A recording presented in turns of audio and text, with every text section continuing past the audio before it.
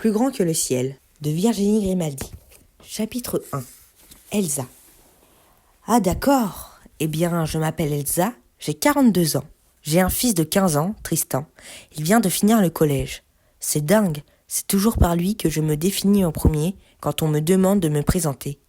Je pourrais dire que j'ai un petit frère, que j'ai toujours froid, que j'aime la glace menthe chocolat, les séries suédoises, écouter les podcasts, que je connais par cœur les paroles de chansons que je n'ai pas entendues depuis 20 ans, que je peux passer des heures à contempler le vent dans les feuilles, que j'ai 2 chiennes et un chat, que j'ai loupé mon permis 2 fois, que je suis allergique aux fruits de mer, que je déteste les fleurs coupées, que j'ai une passion pour les ponts et les portes, que j'adore le pain au pavot mais que le pain au pavot aime trop les interstices entre mes dents, que je me souviens du prénom de mes camarades de CP, mais que je peux oublier ce que je suis venu acheter chez le roi Merlin. Que je suis divorcée depuis 7 ans et amie avec mon ex, mais non, à chaque fois que je dois me présenter à quelqu'un, j'annonce d'emblée que je suis mère de famille. C'est devenu l'une de mes caractéristiques principales, comme la couleur de mes yeux ou ma taille. Je dois vous dire aussi, ce n'est pas la première fois que je consulte un psy. Mes parents m'avaient emmené en voir un quand j'avais 9 ou 10 ans, parce que je ne supportais pas l'idée d'être éloignée d'eux. Mais pour aller dormir chez mes grands-parents, qui pourtant recevaient souvent mon frère et qui habitaient le palier d'en face, j'en étais incapable. C'est vraiment devenu problématique. Le jour du départ en classe de neige en CM1, j'ai tellement hurlé que je me suis évanouie. Je suis restée à la maison.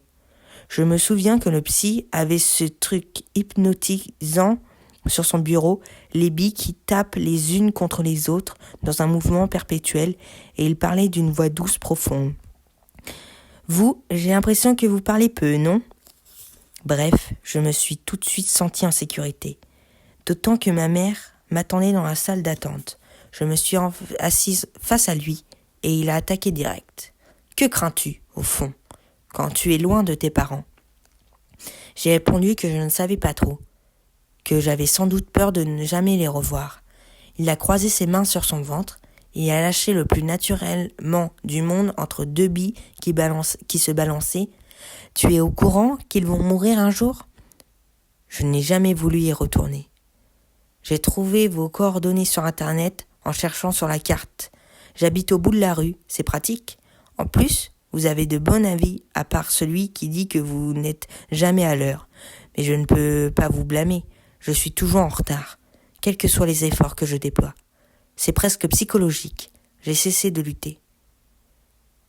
J'étais en retard à l'oral de bac et à tous les rencarts de ma vie. Je n'étais pas à l'heure pour mon mariage, et encore moins pour signer les papiers du divorce. En fait, je suis arrivée en retard dès ma naissance, 2 jours après terme. Mes proches me connaissent, ils prennent soin de me donner un horaire de rendez-vous anticipé. Spoiler, ça ne fonctionne pas. Le seul qui ne s'y fait pas, c'est mon patron. Enfin, en ce moment, ce n'est pas un sujet puisque je suis en arrêt maladie. C'est pour ça que je viens vous voir d'ailleurs.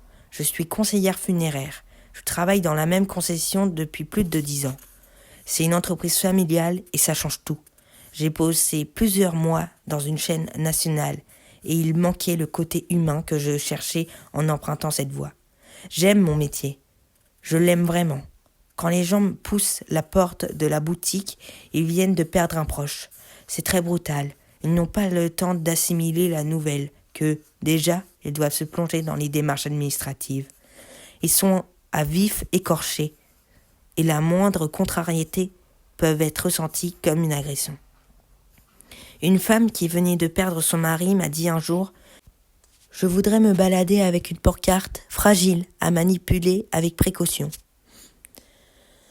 Je m'efforce de leur offrir de la douceur, de la gentillesse, de l'écoute. Je veux respecter leur peine. J'entends souvent « c'était quelqu'un de bien, vous savez ». Comme s'ils avaient besoin que je sache, moi, simple anonyme, que leur proche n'est pas un mort comme les autres.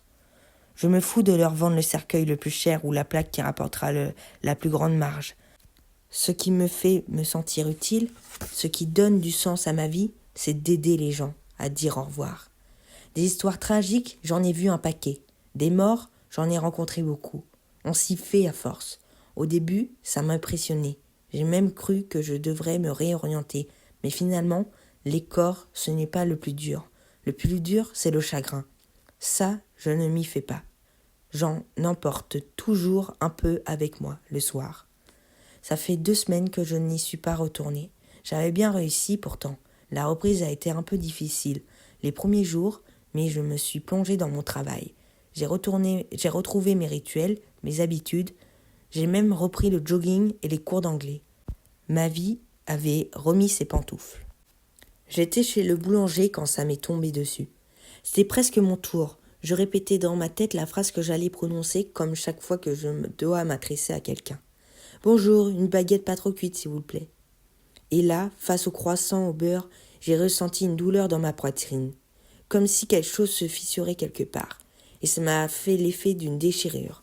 Je me suis mise à pleurer, puis c'est devenu un vertige, un trou béant qui m'a engloutie tout entière. Je suffoquais, j'ai cru que ça n'allait jamais s'arrêter. Je suis rentrée chez moi sans baguette, sans rien voir, et depuis, je ne fais que dormir. C'est con tout de même. Tout le monde trouvait que je réagissais bien.